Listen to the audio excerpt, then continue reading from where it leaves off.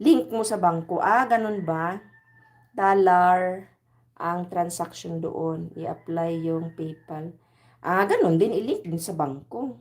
Pwede naman maggawa ng code yan. Okay. I-link pala din sa bangko. Silent OP. Hi there. Hi. Hello. How are you, my friend? Thanks for coming. From where? From which country you came from?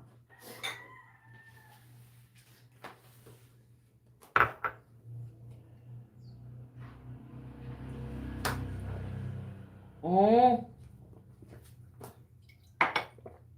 nakalink pala siya sa bank. Okay. Pero hindi siya may charge pa rin siya pag pumupunta. Yan pa ba magpalugi?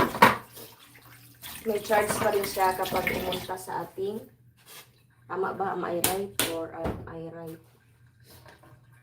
There is still charge if the PayPal account will link to our bank account.